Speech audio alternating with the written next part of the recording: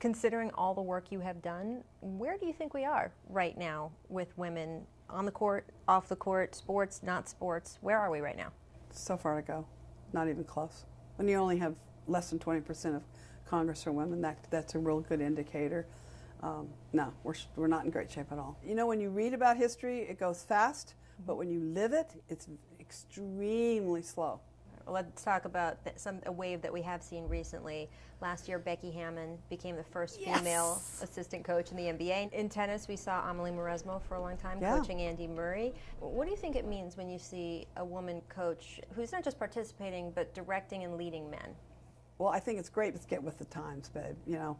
So I just think Andy Murray's been great, and I think having Mauresmo there, visibly being there, it just sends a very positive message that either men or women can coach, and we all have brains, so that's what coaching is. And there's a leadership aspect to it as well that extends beyond the court or the playing field. The most famous outcome of your Battle of the Sexes match wasn't necessarily just young girls getting into sports, although that was important, or seeing that they could do sports. It was what happened in offices the next day. No, but there's also a shift of perception.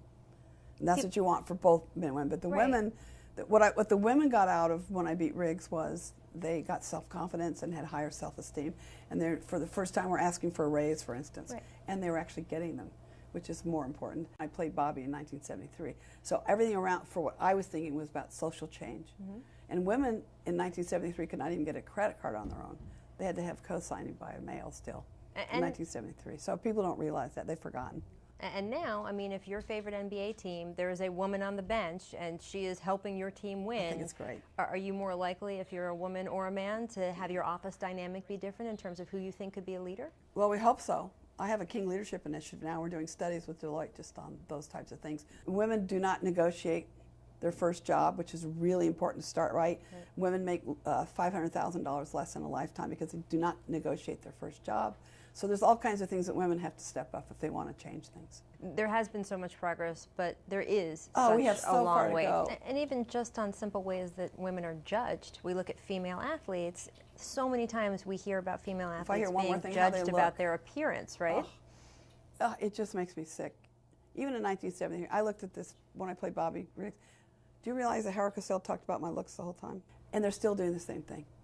They still talk about their looks. Well, we had, on the eve of Serena Williams winning Wimbledon, there was an article in the New York Times about her body shape. It drives me evaluating crazy.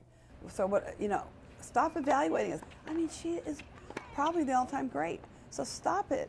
Talk about her accomplishments. Let's evaluate Tom Brady's body. Did you see him in the combines, his body? I mean, well, certainly not what people were talking about on the eve of the Super Bowl last year. No. So why don't we just stop it? Let's talk about a subject that you dealt with also, and all athletes deal with as they get older. You age out of playing the sport that you love, and you have to retire. Then you go through your life. You're someone, though, who played tennis post your career. You still play tennis, and you had a scary incident right after playing tennis with a friend. Yeah, that's when it happened. That's when I found out. I got out of the taxi, and I'd never been dizzy once in my life. I started to get dizzy. I started to black out. I caught myself. Thank God it didn't hit my head or something on a car, and so I got really scared. My heart was just pounding. I felt like it was going to come out of my chest. So I just went and I got help, and they said, "Oh, you have irregular heartbeat." And scary, then I started to deal with it.